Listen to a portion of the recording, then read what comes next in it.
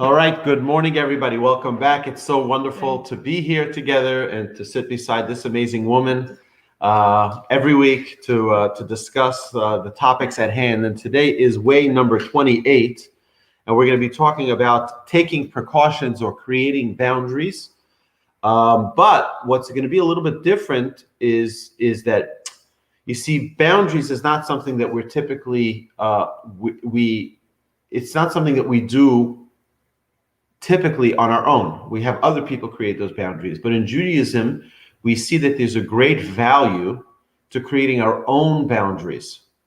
And we'll talk a lot about that in the throughout the class. But last week we spoke about being happy with what we have, hasameach bechelko.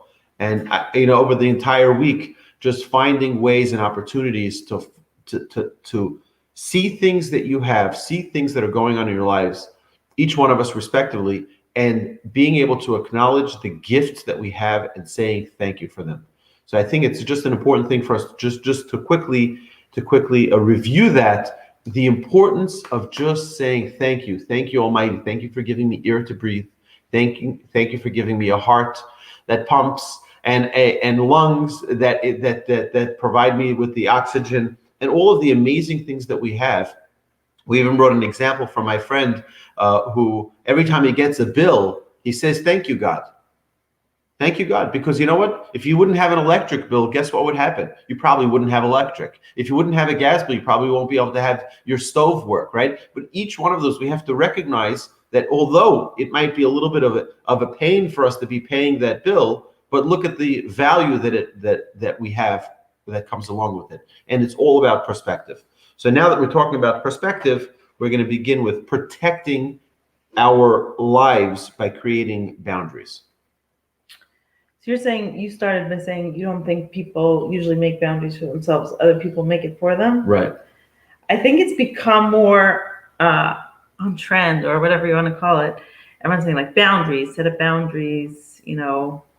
I think people are becoming more self-aware or aware of the fact that boundaries do need to be set for yourself. And obviously that's what we're here to discuss today. So, we create a lot of boundaries for things that are obvious in our lives, and we create a lot of boundaries for our children, and we create a lot of boundaries in our home with different things. So let's start with basics. We have a pool, so thank you, Hashem, right? Be grateful for what you have. And you have a fence around your pool because, God forbid, you don't want anyone to fall into your pool. You have medicines, you lock it up in a medicine cabinet. You have guns, you keep it in the safe. Any of those things that we decide that are dangerous or we want to protect, like money, valuables, people lock up in a safe because you want to make sure it's protected. But we don't do the same thing. Unfortunately, people set boundaries for their kids or try to set boundaries. A lot of times, a big problem with that is you set a boundary and you don't stick to it, which is a very big problem because then it doesn't really work.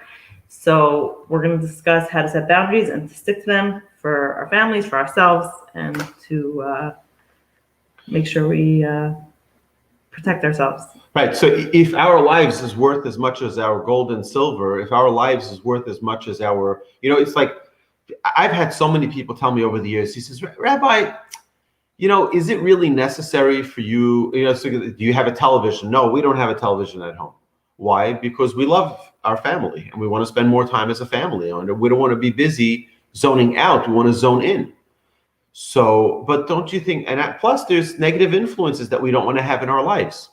So I've had people ask me, well, Rabbi, aren't you limiting your children? Shouldn't they explore the world? Shouldn't they, why are you limiting them? I'll give you another example of a boundary of, we have separate boys' school and separate girls' schools, right? Because then intermingling is not always a great idea. It's not always good results come out of it. And people say, well, why aren't you limiting your children? Are you limiting? Well, so why don't we give I'm not comparing, God forbid, but why don't we just give our children heroin and say, hey, they'll learn to stay away from it because we know it's a terrible thing. If we care about our lives and we care about our spirituality as much as we care about other things, then as much as we care about our physical lives, we create boundaries. If there was a cliff, right? Don't you think the city or the state would put a fence around saying, warning, this is a cliff area, you can just fall right off the cliff? You'd expect that there would be a protective measure, right? For our spirituality, there are cliffs as well. And we have to recognize what those cliffs are and create boundaries so that we don't fall off those cliffs. It's not that we want to have an overly restrictive life. That's not the goal. That's not the purpose. The goal and purpose of creating boundaries is so that we don't fall off that spiritual cliff. We want to stay in a safe area. Right. What you're saying about limiting, I think it's about limiting and creating boundaries and making, like, I'm not saying all television or all media or everything obviously is bad, right? You decide what you want to bring into your home. I was at someone's house a while back, a family with a bunch of children, and I went to use the restroom, and I was a little bit horrified to see in their main bathroom on the floor there's a stack of magazines, which were highly, like, really just disgusting magazines. And I was just surprised if that's what they have in their house in front of, in the bathroom that all the kids are using. So what Aryeh is saying is, you want to decide what you bring into your home. You want to decide what you allow, again, we're not living in a bubble. We're not protecting our children, saying you don't watch, everyone decides what they have, but it's not, our kids don't watch anything, but you want to have limits. It's not healthy for a kid who's 5 years old to have his own, smartphone device, whatever it is, right? And if you do let a child use it, and at different ages, there are certain filters or certain apps that are limited and time limits and different things that you must create for your children. Otherwise, it's endless. And even as adults, we have to put up measures for ourselves to create these boundaries, these protective boundaries ourselves as well. Right. So we have to see that we're spiritually, we are sponges. We absorb our environment. I had a friend of mine who retired, and he was a regular, simple guy like any one of us, but he was hanging around people who were very busy with art.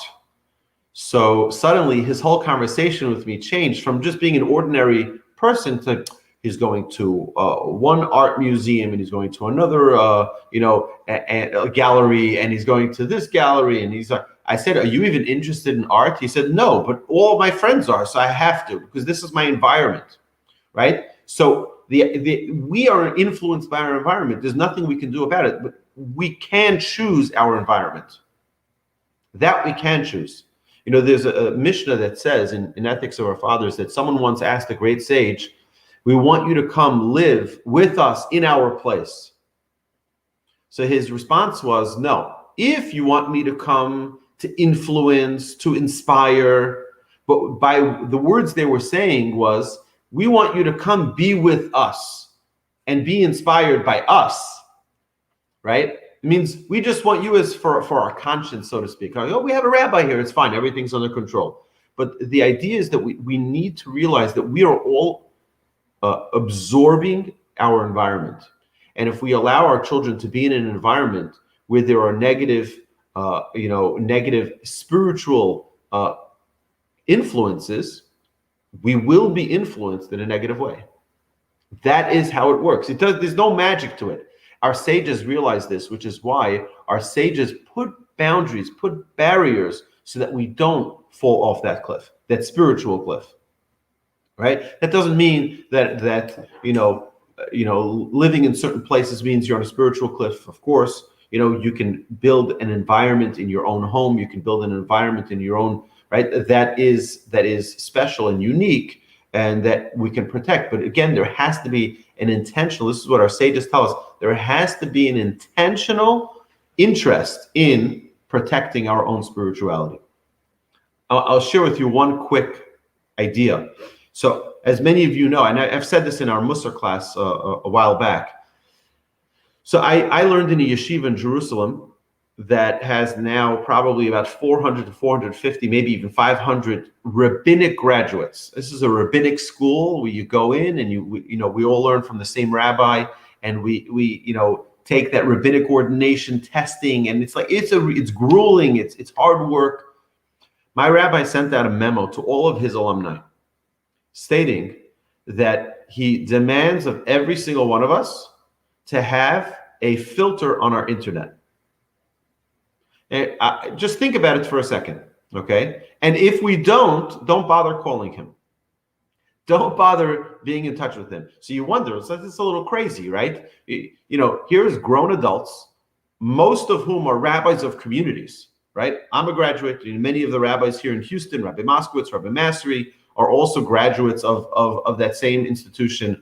My brother, and it's like, you wonder, it's like, here's a grown adult, so you're telling them that they have to put that on? The idea is like this: if we don't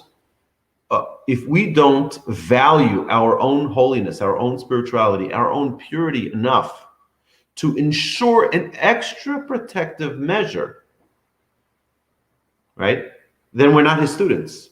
By definition, we haven't gotten the message. And that's the idea, is that the same thing is with our children. And I have it on my computer here. I have it on my phone. The idea is that just an extra precautionary measure. That's it. Just a precaution. It's not because we want to be closed-minded. It's not because we want to be,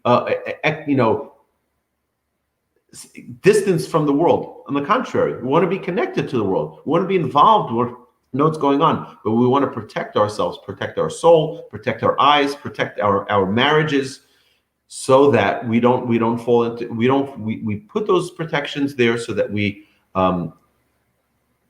protect ourselves. Right. So the topic that we're talking about is protecting what is precious. I think each of us needs to decide what is precious. What are the things that we value in our lives, right?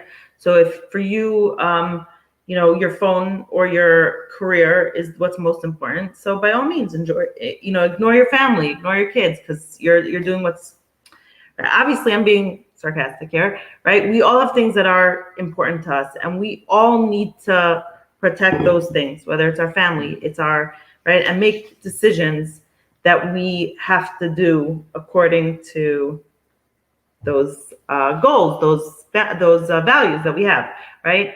The definition of insanity is making the same mistake over and over and doing the same thing over and over and expecting different results. I think all of us do that. We all have things that we say that these are our cliffs, as you're saying. These are our pitfalls. These are our challenges. And all of us have those things that are the things that we, that are our things that we struggle with, that we need to protect and do better at, right? And we keep saying the same thing over and over. We're going to do better at this. We're going to be more careful about that. We're going to, we all have all these regrets and these promises unkept and these decisions that we don't make and all these things that we want to do and we don't do it. So we need to discuss boundaries on, or like goals or plans, right? On how to make sure that we don't do the same thing, that we don't get in the same pitfall over and over. So whether it's spirituality, whether it's family, whether it's any of these things that we're talking about, managing your time, right? We keep saying, I'm going to go to sleep at a proper time. And then you keep, it's like, oh my gosh, it's 2 a.m. again. It does that. Us every night. It's like, oh shoot, right? We're saying, we're going to go to sleep earlier. We're going to go to sleep earlier. And it's very hard. So we have to really, it sounds silly sometimes, but we really need to set ourselves boundaries as adults. We ourselves, grown adults, need boundaries and things that we say, okay, we're not going to do this. We're not going to do that. So I'll give an example. If someone is dealing with an addiction to donuts, right? So what would you say is the best way to stop the addiction from donuts? Right? Linda, and I know, I say, read your mind. You're brilliant, right? You're saying, don't walk into the donut shop, right? You create that protection. But if you're going to walk in the donut shop, you say, no. I'm going to walk in and I'm not going to buy donuts. Yeah, it's most likely you're not going to be successful. The best thing is to create that protective measure and just don't walk into the donut shop. And that way you protect yourself from falling into that trap. And that's one of the very, very important keys in Jewish spirituality is that don't put yourself into a place of temptation. Putting yourself into a place of temptation is considered as if you have sinned. The Talmud states an amazing thing, amazing story. If a man was walking along the riverside, now what would happen was, by the beach, the women would go together and they would bathe and they would wash their clothes and they would wait for their clothes to dry on the hanging strings, the hanging lines, the clotheslines. So the women were immodest, so to speak, at that time, but all the women would go together. Now, here's this man walking along the beach road, and he says, I have two options. I can either go a block over, away from the beach, and not fall into temptation, right, and look. Or I can walk on the beach road and just not look.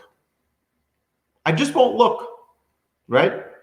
Our sages tell us that if he walked on the beach road and didn't look, he's considered a sinner.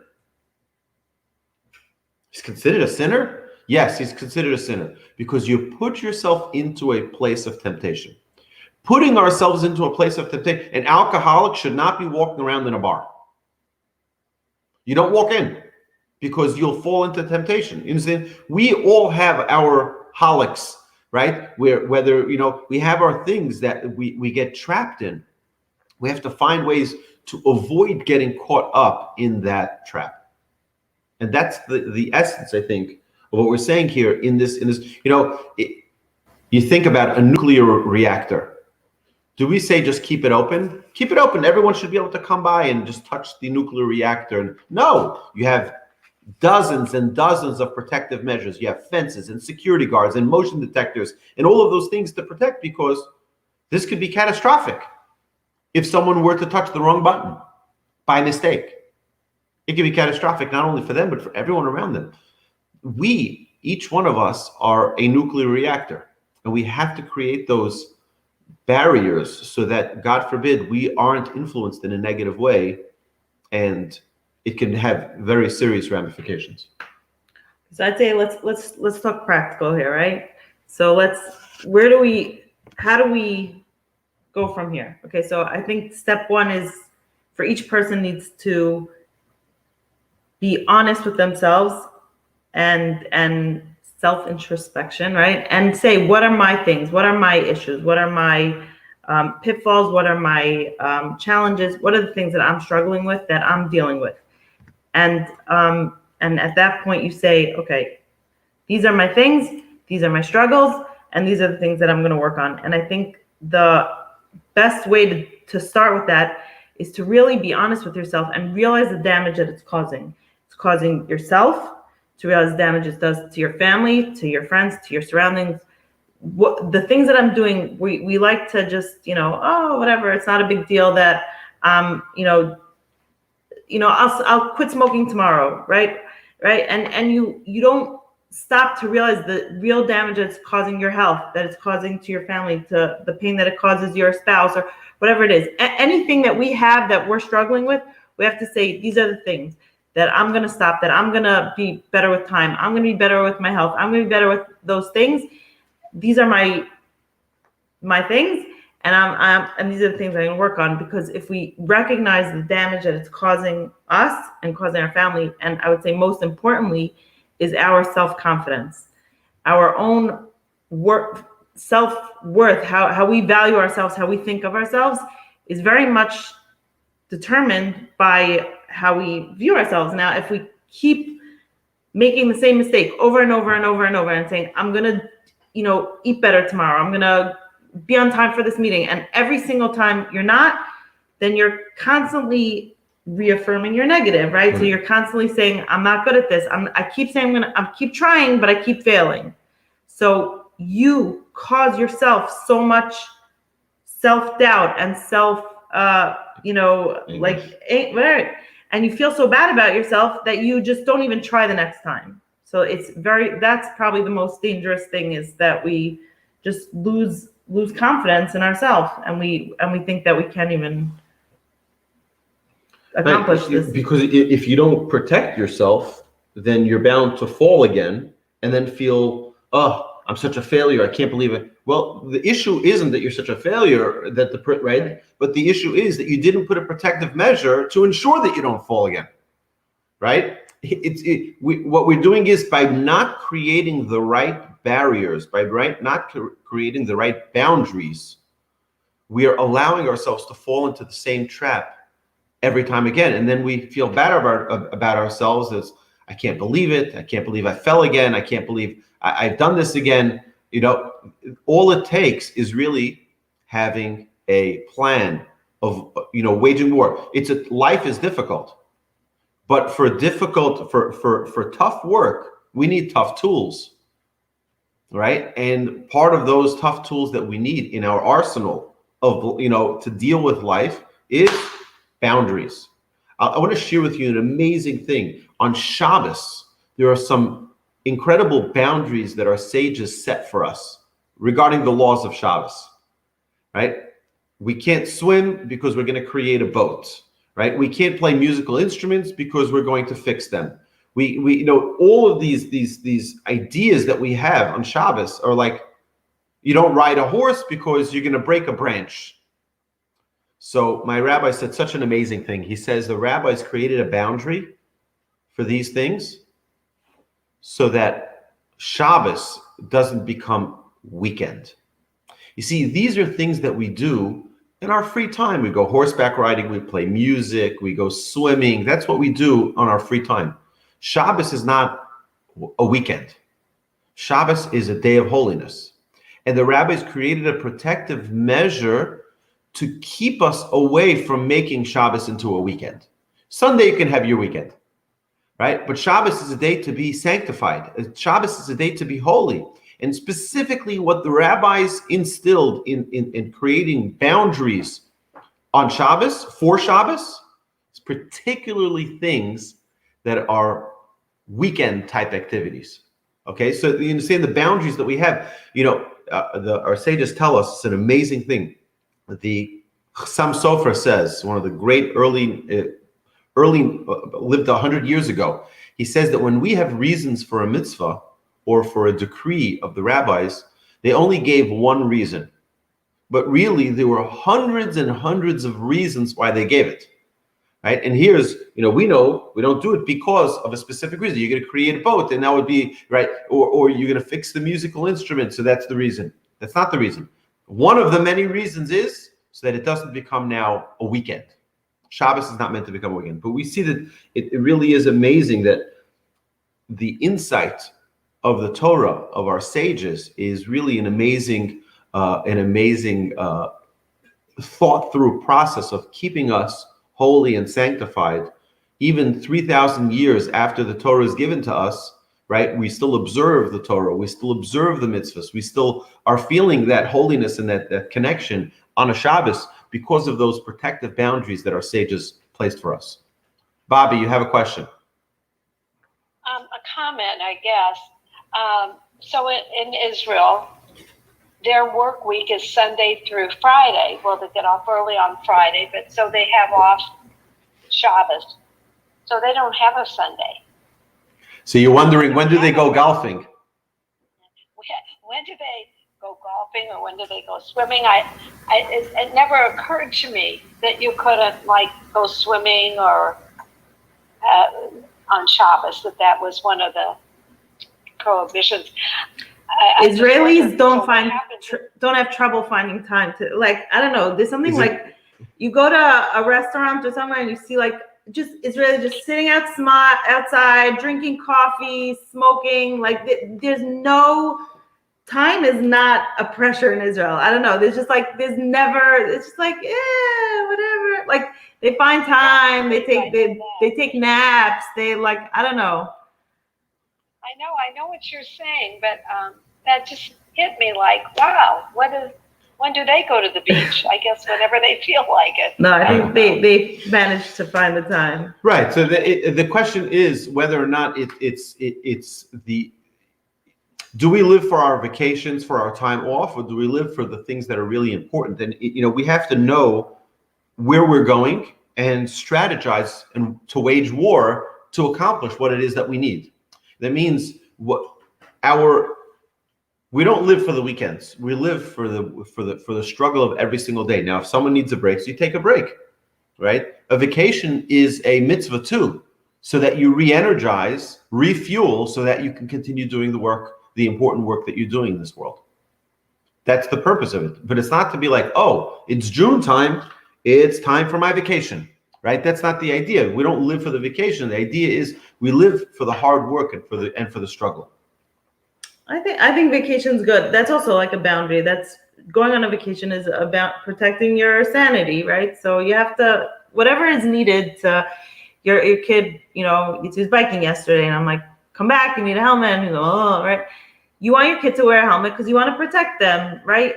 Whatever's precious, you want to protect. You find ways that need to protect. Your marriage is important.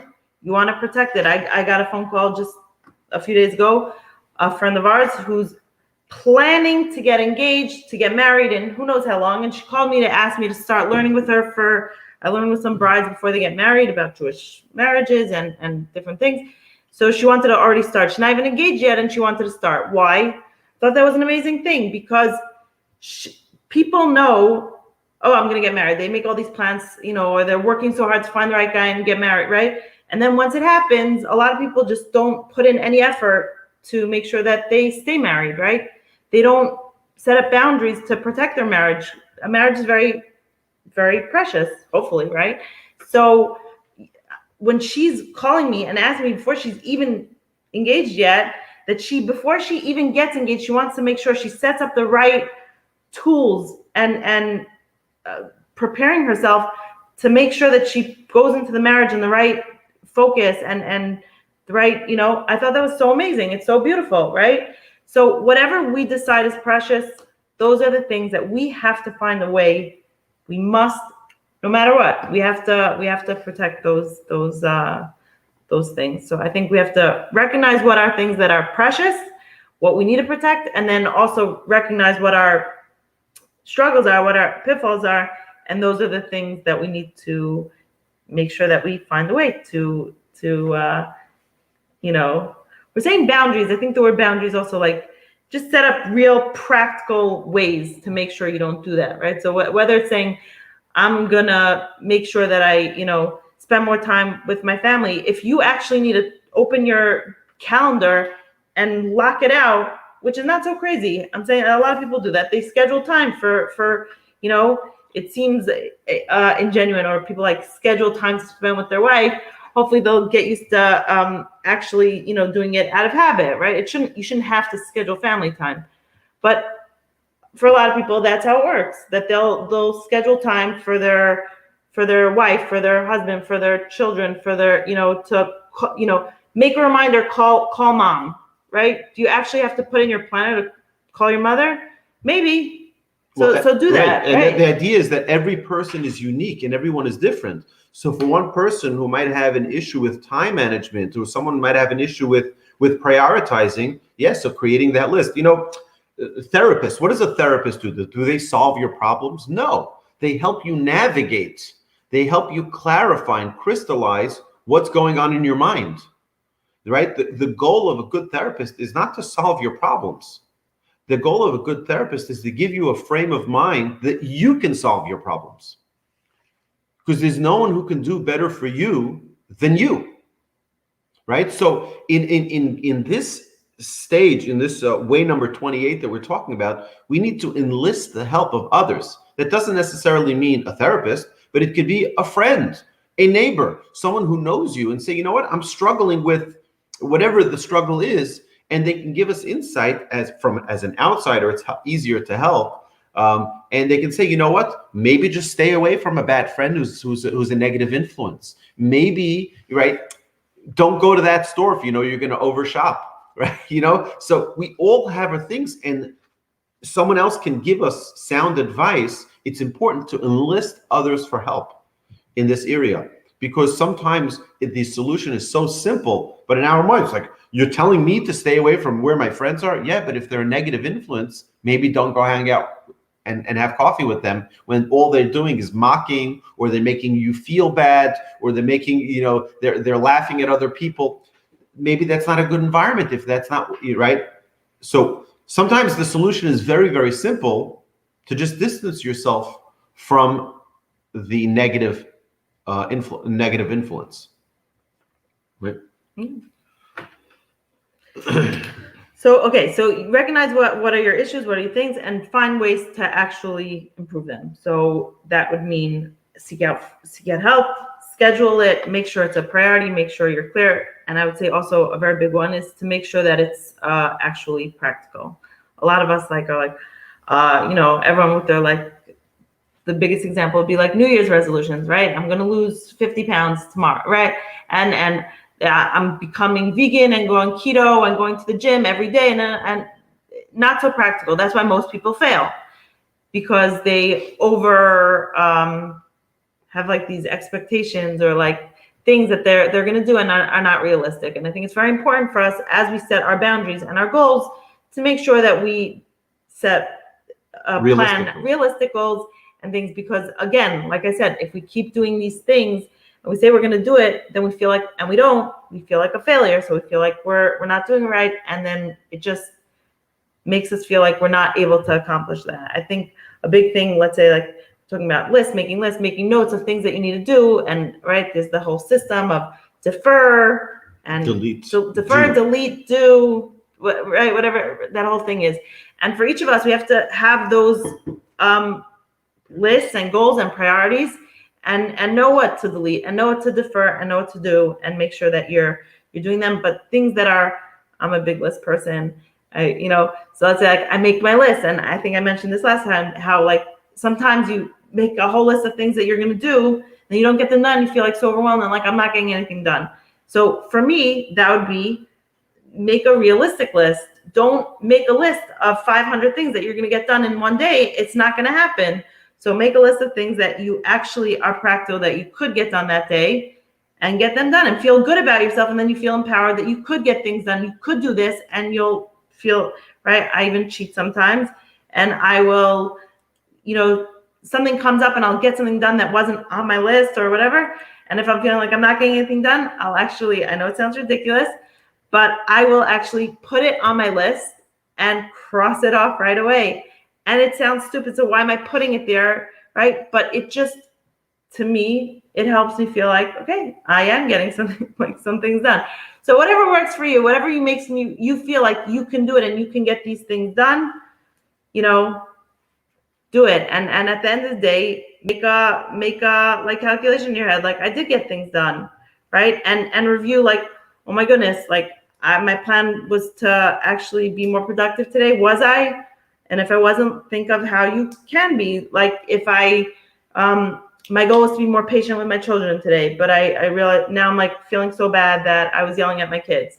So make a plan. Tomorrow, before you pick them up from school, you're going to sit down and have a cup of coffee and just chill for a little bit, so that you have that, before you deal with it, that you, whatever, everyone has their own things, whatever it is. So make sure that you find what it is that you need to make sure that you are successful. My grandfather would always say that when a husband comes home from work at the end of a long day, so it's in most homes, it could be a time of particular challenge. Why? The husband is coming home, he's hungry, he's tired. The wife, in many cases, has been busy dealing with the children since they came home from school, feeding them snacks, taking them to the park, doing whatever, right?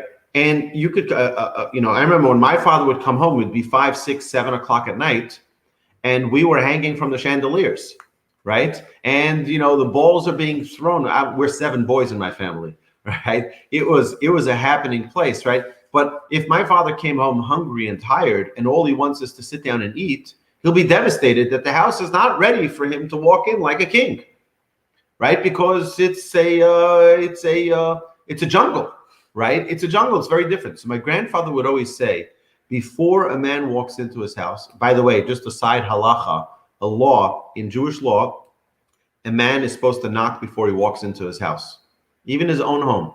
Not just a little knock and walk in. Why? Not to startle your wife, not to start, right? So it's an interesting, don't go home and yell at your spouse tonight. You're supposed to knock on the door, right? But there's another thing is like this, is that before you walk into the house, think about what's going on the other side of that door. And my grandfather would always say that the first half hour when you walk into the house does not belong to you. The first half hour belongs to your wife. You're telling this to a group of women. I'm telling it to a group of women. Tell it to your husbands, right? The first half hour belongs to you. Keep your phone in the car, put it on the table when you walk in, and that's it. And now the next half hour, and then you can eat. But the idea is to prepare ourselves. If this is a trap that every day becomes stressful, it becomes aggravating, it becomes annoying, it's just pay attention to it, notice that it's there, and now figure out a solution to solve that problem. Right? So I think also another thing is that we need to make a list of what is good and what is bad in our own lives, right? To each one of us, what is good and what is evil, right? What is good? Think of the list. Make a list of 10 things that are good, right? To be nice to people, to be kind, to be generous, right? To be friendly. Okay, what are the things that are on the bad list, right? And have that list as well. And now figure out, are any of those things, items that I fall into that trap of? And how do I limit myself from falling into that trap?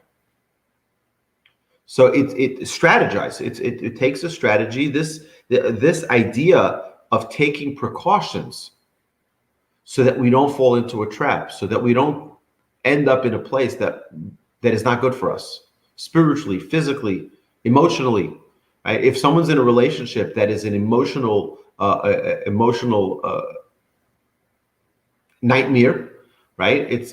So you have to figure out a way to eliminate getting into situations that are toxic, right? But we have to, number one is to identify them, but to realize that this is a tool that our sages gave us to protect us from falling into a trap.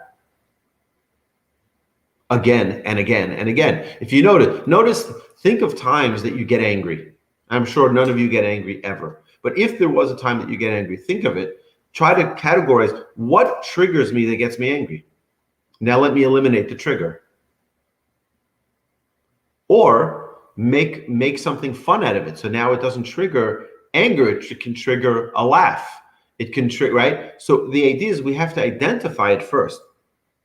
But we have to learn our limits and create barriers for ourselves so that we don't fall over those limits. Yeah. All right. So I think also we need to remember our mistakes. We all make mistakes. We're all human beings. We make mistakes, and that's fine, right? But the number one, what's that? I'm saying, as long as you learn from it, you use it as a learning opportunity. Right. But I think that the number one, and we'll finish with this, the worst thing that a person can live with is regret. Don't live with regret. Regret doesn't help you move forward. Regret is living in the past. What you do is you take that emotion and say, you know what? That wasn't a pleasant experience. How am I going to make sure it doesn't happen again in the future? But if we're constantly living in the past and I regret this, I regret I didn't do this, I regret, then you'll never move on.